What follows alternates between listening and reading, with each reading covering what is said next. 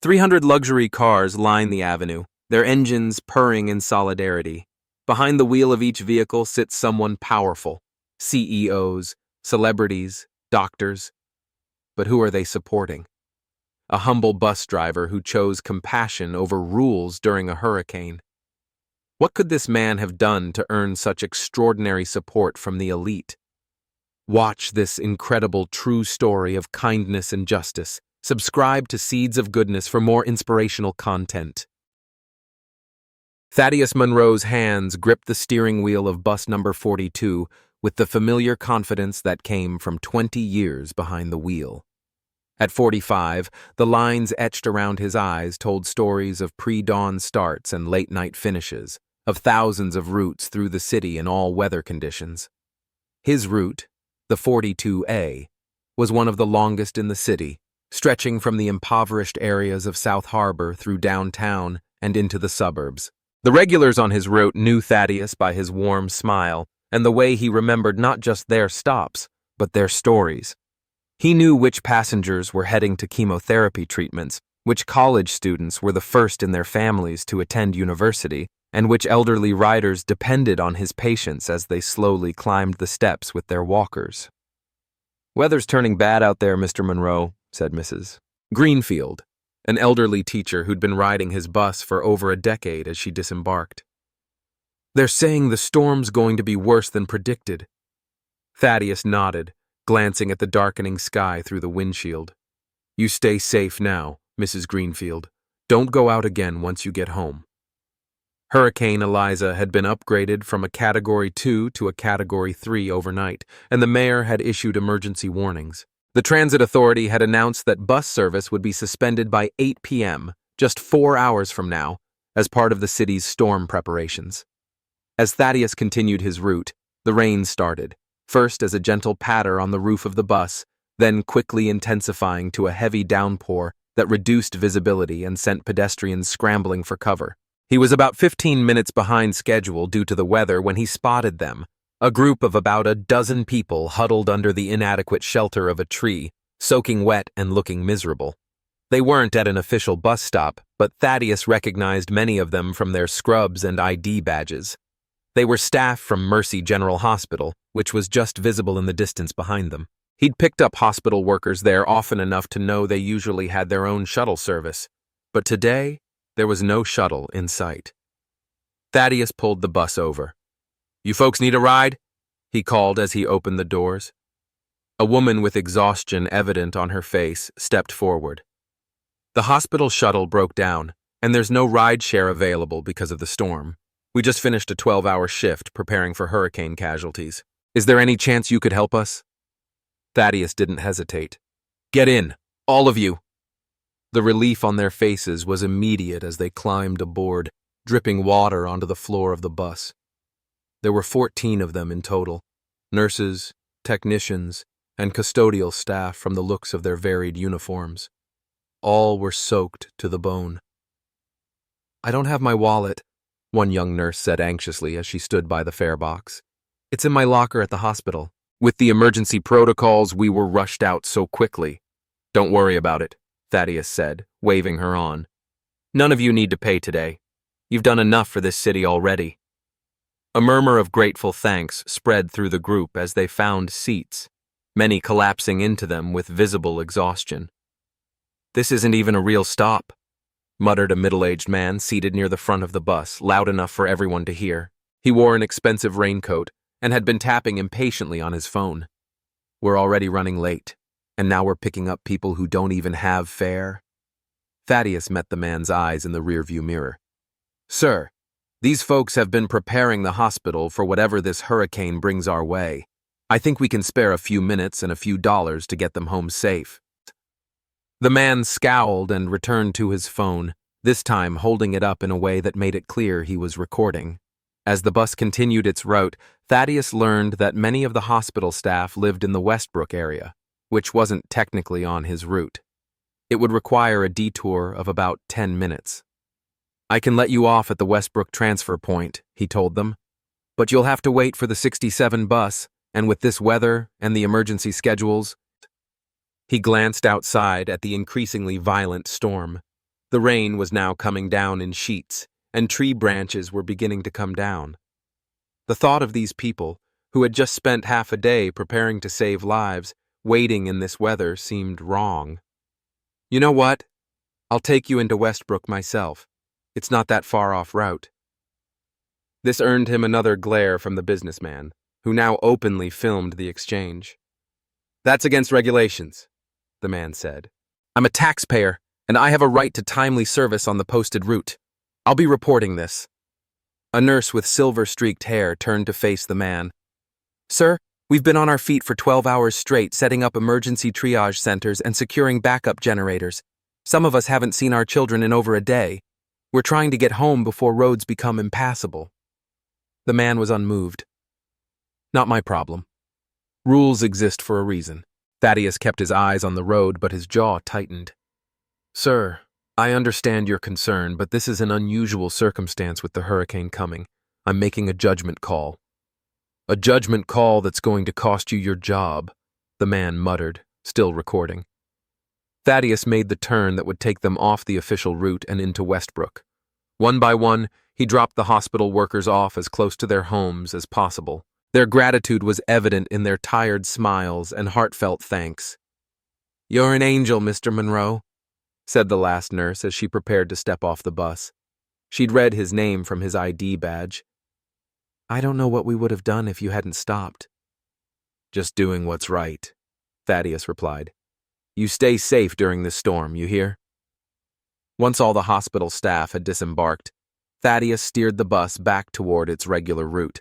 The businessman had gotten off at his own stop without further comment, but Thaddeus had no illusions about what would happen with that recording. Sure enough, just as he was completing his final run of the day, his radio crackled. 42A, this is dispatch. Report to operations immediately after your shift. Do not start your next scheduled route. Thaddeus acknowledged the message, his heart heavy but his conscience clear. By the time he pulled into the bus depot, the storm was reaching dangerous levels. Wind rocked the bus, and the rain made it almost impossible to see. He parked, completed his end-of-shift checklist, and headed to the operations office. Inside, his supervisor, Jack Reynolds, was waiting with a grim expression. "Thaddeus, we've got a problem. A passenger submitted a video showing you picking up passengers at an unauthorized location, allowing them to ride without paying, and deviating from your assigned route." He turned his computer monitor to show a social media post already gathering comments. The businessman had not only reported him officially, but had posted the video online with a scathing complaint. "You know I can't ignore this," Jack said, genuine regret in his voice. "It's 3 separate violations." "They were hospital workers, Jack, stuck in the storm after a 12-hour shift preparing for the hurricane. What was I supposed to do? Leave them there?" Jack ran a hand through his thinning hair. "I get it, I do. But the rules are clear. I have to place you on administrative suspension pending review." Thaddeus nodded slowly, unsurprised but disappointed. "I understand. You'll have to turn in your ID and keys until the review is complete. With the hurricane, that might not be for several days." As Thaddeus handed over his credentials, he knew he should be worried about the lost income, about the possibility of losing his job permanently. But all he could think about were those exhausted hospital workers making it home safely before the worst of Hurricane Eliza hit the city. "I'd do it again, Jack," he said quietly as he headed for the door. "Every single time." By the following morning, Hurricane Eliza had swept through the city, leaving moderate damage in its wake. Though not as catastrophic as feared, the storm had caused widespread power outages, flooding in low-lying areas, and had brought down countless trees and power lines. And for Thaddeus Monroe, it had also swept away his job security. Sitting at his kitchen table with a cup of coffee, Thaddeus scrolled through his phone to check for updates on the storm recovery. Instead, he found himself staring at his own face. The businessman's video had gone viral overnight, but not in the way its creator had intended. The post had been shared thousands of times, but the comments were overwhelmingly in Thaddeus's favor. "This driver deserves a medal, not a suspension. Those hospital workers were just finishing emergency prep for us."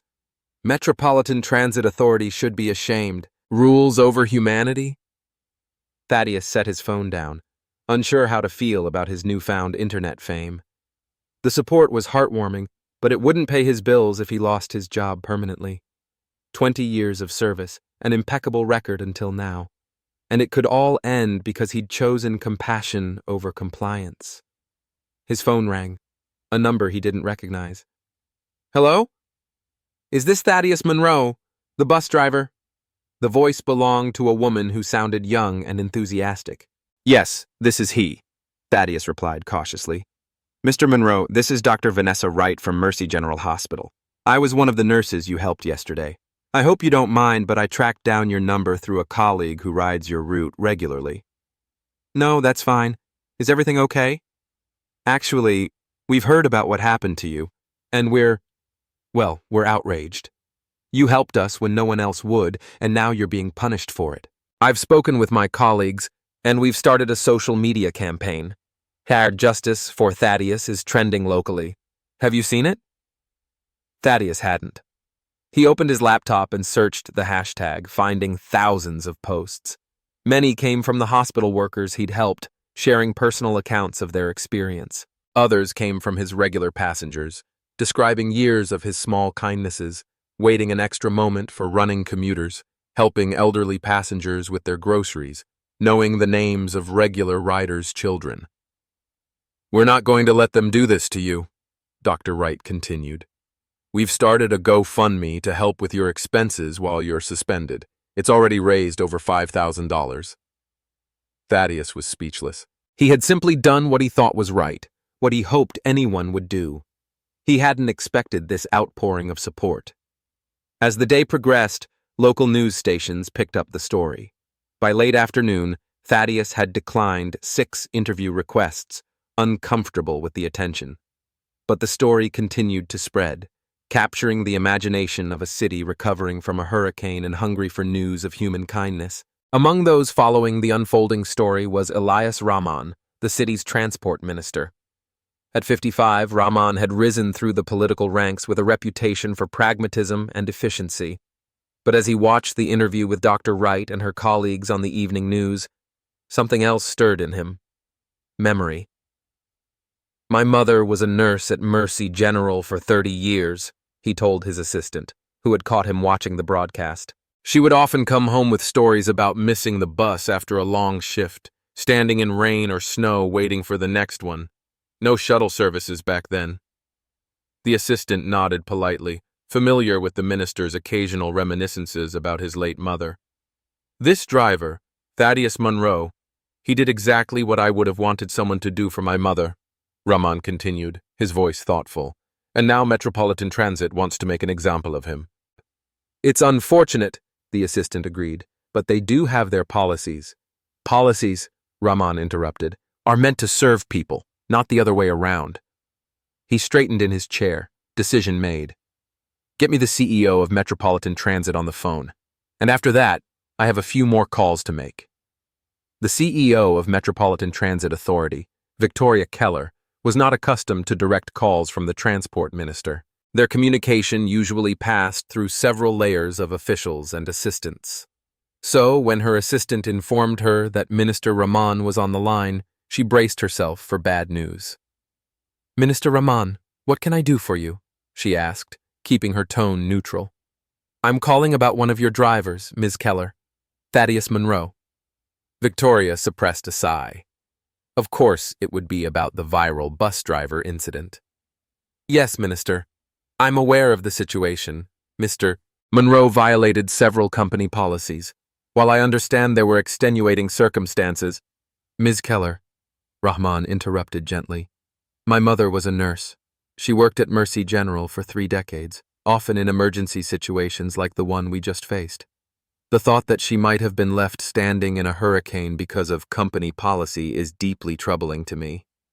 Victoria shifted uncomfortably in her seat. I understand your personal connection to this situation, Minister, but we have protocols in place for a reason. Safety, reliability, and compassion? Where does that fit into your protocols? This man made a judgment call during an emergency situation to help healthcare workers who had just spent 12 hours preparing to save lives during a hurricane. Is that really the kind of initiative you want to punish? The conversation continued for several more minutes, but Victoria held firm. Yes, the public reaction was unfortunate.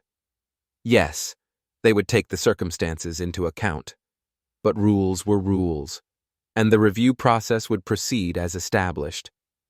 After hanging up, Rahman sat in silence for a moment, then reached for his phone again.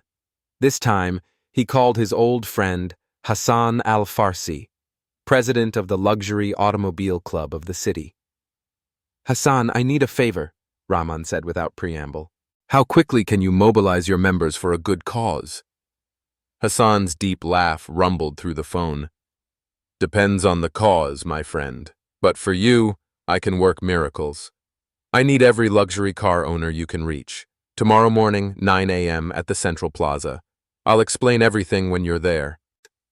By the end of the day, Rahman had made similar calls to the Vintage Car Collectors Association, the Electric Vehicle Enthusiasts Club, and several other automobile organizations across the city. Each call ended with the same promise: Central Plaza, 9 a.m., with as many members and their finest vehicles as possible. That night, as Thaddeus prepared for bed, uncertain of what his future held, his phone pinged with a text message from an unknown number. "Mr. Monroe, this is Transport Minister Rahman. Your situation has come to my attention. I want you to know that what you did was not just right. It was exemplary. Please be at Central Plaza tomorrow at 9 a.m. I believe you'll find it worth your while." Thaddeus stared at the message in disbelief. The Transport Minister? Somehow, his simple act of kindness had reached the highest levels of city government. With equal parts trepidation and curiosity, he set his alarm for early the next morning, wondering what the minister could possibly have planned. Thaddeus arrived at Central Plaza at 8:45 a.m., unsure what to expect. The plaza was strangely quiet except for a small group of people gathered near the fountain. As he approached, he recognized Dr. Wright and several other hospital workers from the bus. "Mr. Monroe," Dr. Wright called, waving him over. "You made it." "I'm not sure what I'm making it to," Thaddeus admitted, glancing around the nearly empty plaza. "Neither do we," she replied with a conspiratorial smile. "We all got messages from the transport minister's office asking us to be here." At precisely 9 a.m., the quiet morning was broken by the distinctive purr of high-performance engines. From every street feeding into the plaza came luxury vehicles, sleek Ferraris in racing red, stately Bentleys, gleaming Rolls-Royces, and classic vintage cars maintained to perfection. They formed an orderly procession, filling the plaza's perimeter and then extending down the main avenue leading to the Metropolitan Transit Authority headquarters. A gleaming black Rolls-Royce Phantom pulled up directly in front of Thaddeus. The rear door opened, and Minister Rahman stepped out, impeccably dressed in a tailored suit. "Mr. Monroe," he said, extending his hand, "it's an honor to meet a man of principle." Bewildered, Thaddeus shook the offered hand. "What is all this?" Rahman smiled. "This, Mr. Monroe, is what happens when the right story reaches the right people." He gestured to the assembled vehicles, now numbering close to 300. "Every person here believes that compassion should be rewarded, not punished. They've volunteered their time and their rather impressive automobiles to make a statement." News helicopters circled overhead as Rahman guided Thaddeus to the Rolls-Royce and held the door open. "Shall we?" The procession moved slowly down the main avenue, 300 luxury vehicles led by the transport minister's Rolls-Royce with Thaddeus in the back seat. Bystanders stopped to stare and take photos as the unusual parade made its way through the city. When they reached MTA headquarters, Rahman led Thaddeus and the hospital workers inside, where CEO Victoria Keller was waiting, her expression a mixture of irritation and resignation. "Victoria," Rahman said pleasantly, "I believe you know why we're here." The ensuing discussion was brief. With news cameras rolling, hundreds of luxury car owners waiting outside, and the personal involvement of the transport minister, there was little room for negotiation. By noon, Thaddeus had not only been reinstated with full back pay, but was being honored at an impromptu ceremony where Keller announced the creation of a new, compassionate service policy, allowing drivers discretion during emergencies. As camera flashes lit up the room, Rahman leaned close to Thaddeus and said quietly, "My mother would have been proud to ride on your bus." 3 months later, Thaddeus still drove Route 42A, but things had changed. A framed photo in the MTA lobby showed him with Minister Rahman and the hospital workers. The new compassionate service policy bore his name, and each day, as he drove his route, passengers would smile and say, "You're the one who helped those nurses, aren't you?" Thaddeus would just nod modestly. For him, it had never been about recognition.